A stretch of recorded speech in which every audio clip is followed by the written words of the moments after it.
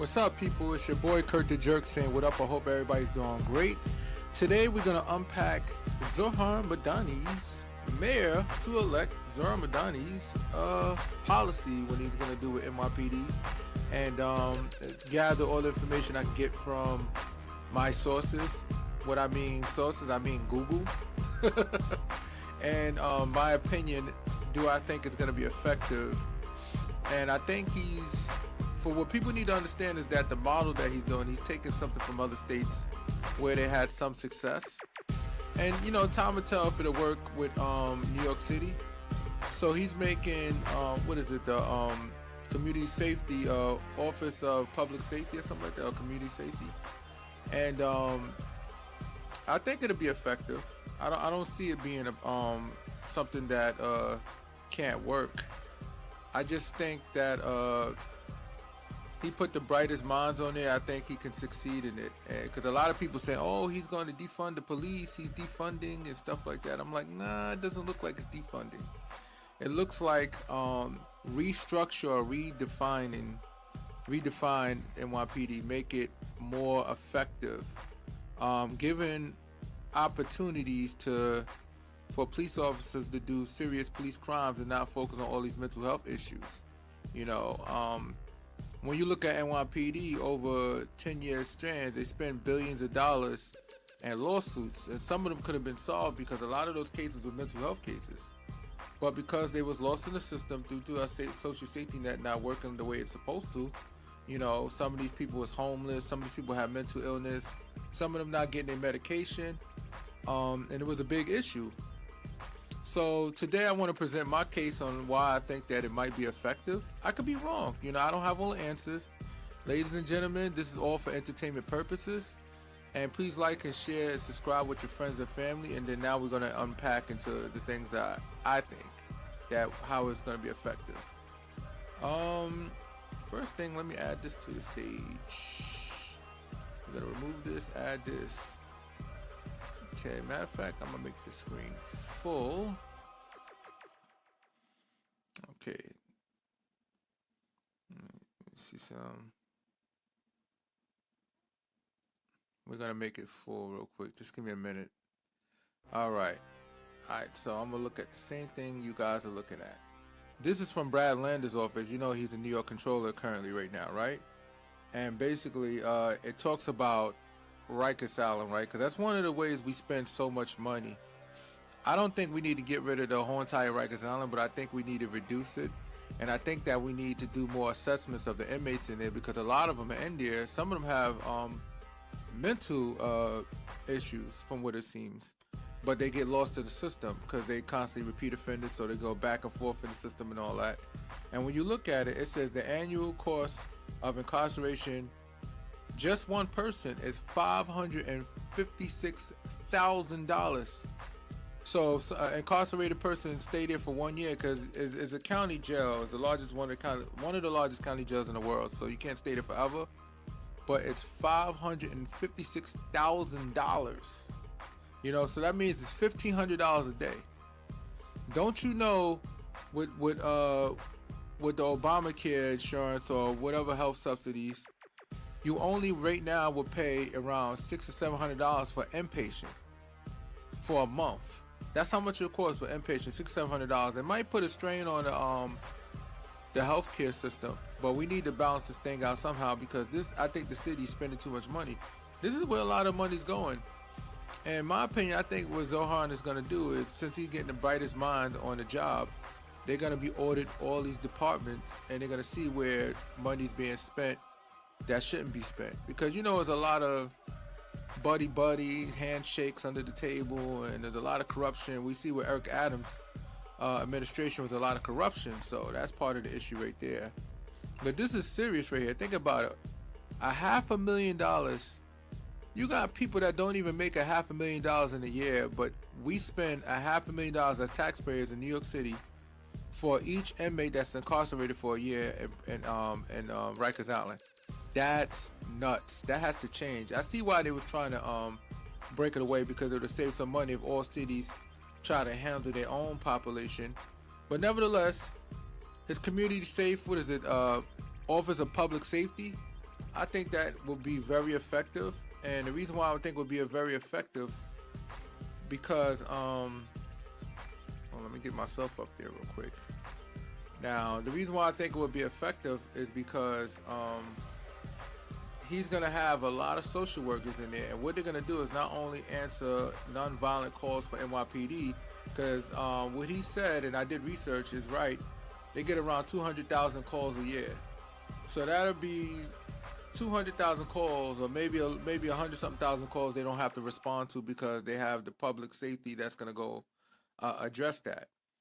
And what we got to do is try to get these people, the people that's committing these crimes, the ones that have mental health issues, which is many of them, we need to address their situation before they get into the criminal system. You know, I think that's what Office of Public Safety is going to do. Like for people that didn't even go to jail yet, but you're able to reach out to them, give them the services, the resources they need, and they need to be inpatient, or if they need an outpatient model where, or even a live-in where it's like a clubhouse type of theme where they have other people in there that have similar situations to them where they can go and come and they stay there and they get the mental help they need.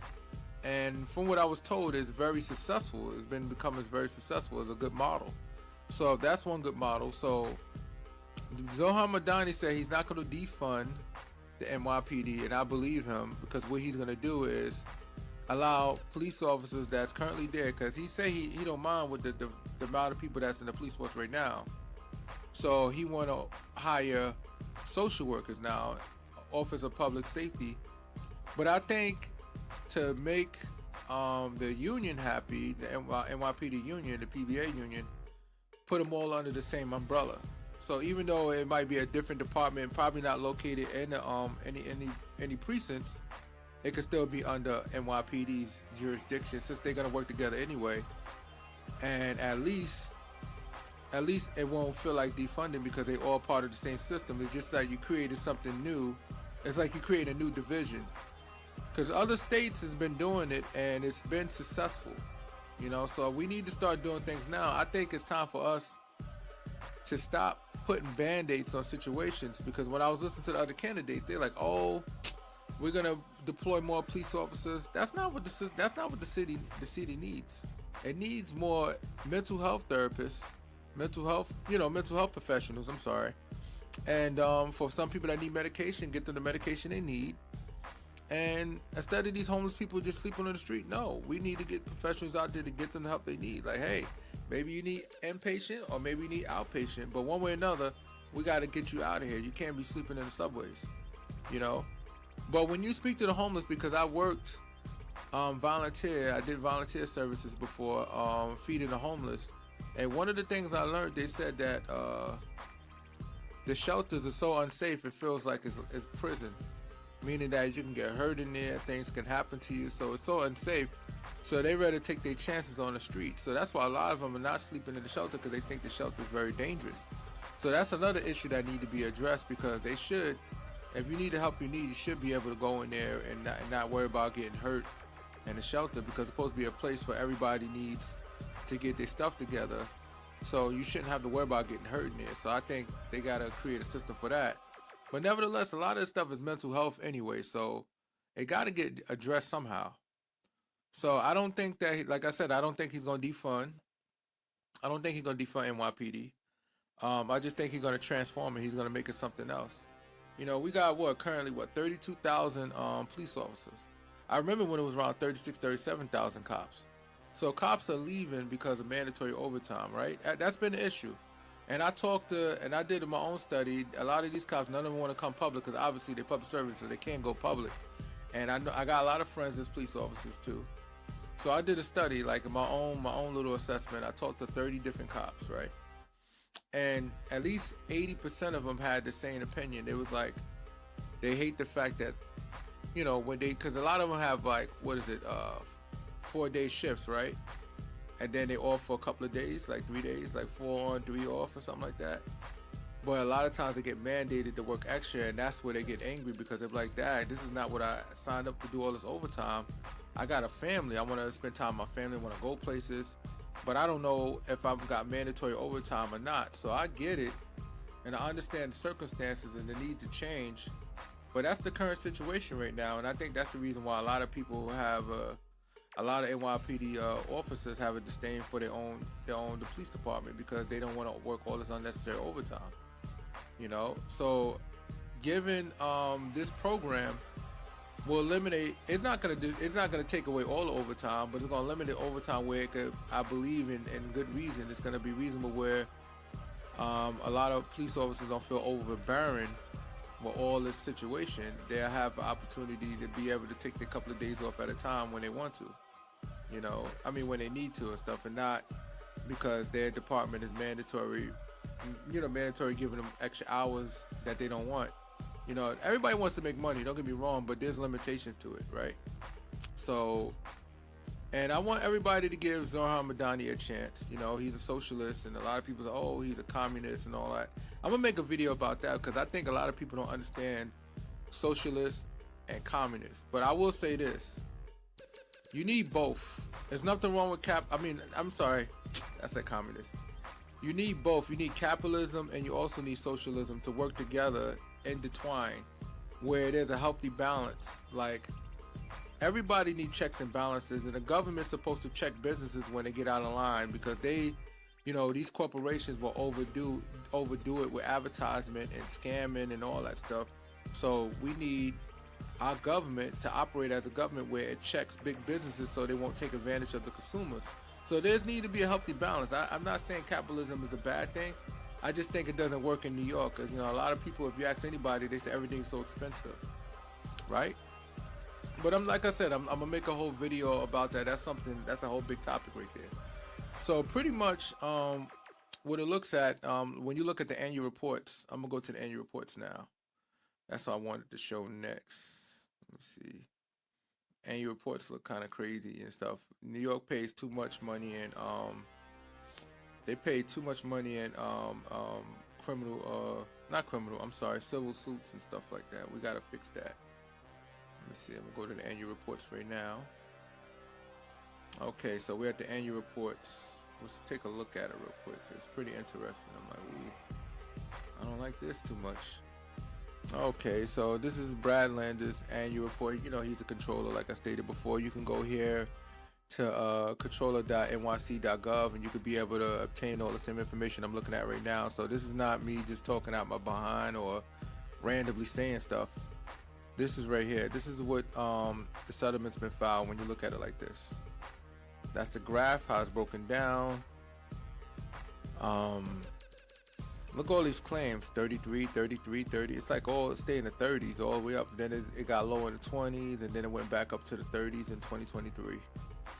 And pretty much we paid over $1 billion a year, stuff like that. NYPD alone has some of the biggest claims, where they spent a significant amount of money in claims and lawsuits and stuff like that. So I think to some extent NYPD is defunding itself. If we want to be honest, I think NYPD to some extent is defunding itself, and the only way to get around that, they need to have public safety so they can handle those calls. So I believe by them having public safety that handles certain things, I think that it would minimize their lawsuits. So it's not, so there won't be so much defunding themselves. Because when you look at Chicago paid 10 billion, what, 10 or 12 billion I think it was. Don't get me wrong, I think the number, I might be off with the numbers, but they paid around 10 to 12 billion dollars in lawsuits. Think about that much money could have went towards resources and programs in those neighborhoods. And I think at this point, him being a mayor, I think he's gonna start allocating more resources to the poor neighborhoods. Because if you allocate more resources to these neighborhoods, it'll be less crime. Less crime meaning it'll be less strain for the police officers, and it won't be so bad. We oftentimes always want to put band-aids on situations instead of addressing why these situations are the way they are. Like, why is the hood the way it is? What's going on in the hood that why I keep on having these criminals do all these type of crimes? Well, when you do the statistics, when you look at prison, and I spoke about this in one of my previous videos, the average education level is what, 4th grade or something like that, 3rd grade education. That's horrible, you know what I'm saying? Because the less education you got, right? The less education you lack, the less productive you will be as a citizen to society. So that's very important that we need to focus on the education and a comprehensive education. Something that's great. And I think, in my opinion, and I don't want to get all way off subject, but I think they need to add financial literacy to the education system. I'm talking about a real deep dive into it, not some surface information. And I think they need to put that into the high school curriculum. And it shouldn't be for some charter schools or private schools that dives into financial literacy. It should be an actual public school, because most of the kids still go to public school, so they should definitely do that for it. So it would be less cops, less police officers have to arrest people because they're getting the services they need at a young age, and I think we need to start addressing these things before they happen. You know what I'm saying? It's like getting a time machine, going back in the future back in the past to fix the problems so there won't be issues in the future, But in this case, our youth, the kids, they're our future, right? So we need to do right by them so they can do right by us later on in life. So I think that's the focus. But back to public safety, I think that's going to be effective, because he's not just helping them. And obviously, and sometimes police officers have to be present for some of the mental health situations to go to all these cases. But that would reduce the idea that it could be some type of criminal negligence on the police officers, and meaning that they end up shooting the suspect or some type of issue happens. Having a trained professional there for mental health will make the situation much better. And I think naturally when people see a police officer, they get a little roused up anyway. So seeing a mental health professional, regular plain clothes, come there, probably just have an ID, it makes them probably feel more at ease, and they don't feel like they have to worry about getting arrested, and they probably open up faster. But having both sometimes is necessary if there's a potential violent situation, because we don't want to put public safety agents in harm's way. So there's a lot that's going on right now, and I think it could work. Give Zohar Mamdani the opportunity to make this situation work. He got the smartest minds. He got very experienced people. Look at his transition team. I think it's great. I think Leah Khan is great. She's good for business. She was the Federal Trade Commission, and she did audits on big corporations that was throwing gouges against consumers. So she's a great individual that's gonna do a lot of good. I think she's gonna do great. She's not motivated by money like a lot of other people are. And right now we're just trying to see if Jessica Tish is gonna jump on board with Mamdani's team, because apparently she's doing good with keeping crime down as much as she can with the resources she has. But we see how that works out, because I believe, if I'm not mistaken, her family donated to Cuomo's I could be wrong, but that doesn't define who she is or how she feels about the whole situation. That could just be her family. So we see what happens, right? So I didn't want to make this video long. I just wanted to point out a few things that I was seeing, because a lot of people say, oh, he gonna defund the police. And no, he's not defunded. He's transforming it. He's gonna try to make it easy for them. And who knows, with everything being done, the current police officers that's on duty can get more money. Now they can say, hey, you know what? The police department's cut down to this amount. How about we give you all guys raises or something like that? Because I think police department, especially NYPD, they don't get paid enough. I see these small towns, these officers getting paid $130,000, $140,000. NYPD has to do overtime to do that. So I think they deserve to get paid more. So I think NYPD deserve to get a raise, because they have a tough job out there. We got a bunch of crazies. So that's why we need Mamdani to go in there and get the crazies off the street, get the service they need. I'm just joking. I don't want nobody getting pissed off with me calling people crazy. I'm a little mentally ill my damn self. So everybody's, I'm not, my shit don't go to the top floor. But I'm gonna let you guys go. I didn't want to make this video long. I just wanted to point out a few things and give you Kurt the Jerk's opinion on what he thinks about what Zohar Mamdani is gonna do. And it look like he'll do it, and it look like he'll be effective. People don't be scared. He's not a communist. He don't have a power of a communist. A communist has power where they can control everything. Zohar Mamdani is just a mayor. He's not even a governor. Like, give the guy some grace, you know what I'm saying? And see how it works for you. and we can have this conversation 6 months later and tell me what you think he's doing so far, if he's doing a good job or not. All right, peace, and everybody have a wonderful, wonderful day.